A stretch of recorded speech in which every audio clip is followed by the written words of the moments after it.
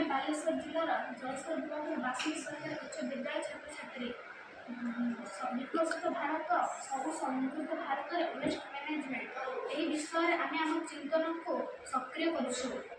ସମସ୍ୟା ଆମ ବିଦ୍ୟାଳୟରେ ଆବର୍ଜନା ଟ୍ରାଫିକ୍ ଅଧିକ ହୋଇଛି।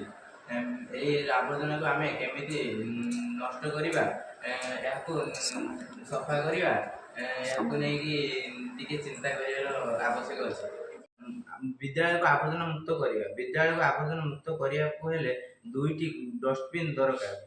ଗୋଟିଏ ଡଷ୍ଟବିନ୍ରେ କାଗଜ ଡାଳ ଓ ପତ୍ର ରଖିବା ଓ ଗୋଟିଏରେ ପ୍ଲାଷ୍ଟିକ୍ ଆବର୍ଜନା ରଖିବା, ଯେଉଁଥିରେ ପୁନଃଚକ୍ରଣ କାର୍ଯ୍ୟକ୍ରମ ଆରମ୍ଭ କରିପାରିବା। ପ୍ରଥମେ ଗୋଟିଏ ଡବା ପୁନଃଚକ୍ରଣ ଯୋଗ୍ୟ ବସ୍ତୁ ରହିବ, ଯେପରି କାଗଜ, ପତ୍ର, ଘାସ, ଗଛର ପତ୍ର, ଡାଳ ଇତ୍ୟାଦି। ଏଗୁଡ଼ିକ ଆମ ଖତ ରୂପେ ବ୍ୟବହାର କରିପାରିବା। ବଗିଚାରେ ଅନ୍ୟ ଏକ ଡଷ୍ଟବିନ୍କୁ ରଖିବା ଆବଶ୍ୟକୀୟ ବସ୍ତୁ ଯେମିତିକି କଲମ, ପେନସିଲ, ବୋତଲ ରଖିବା। ଏହାକୁ ବ୍ୟବହାର କରି ଯୋଗ୍ୟ ହୋଇପାରିବ ନାହିଁ।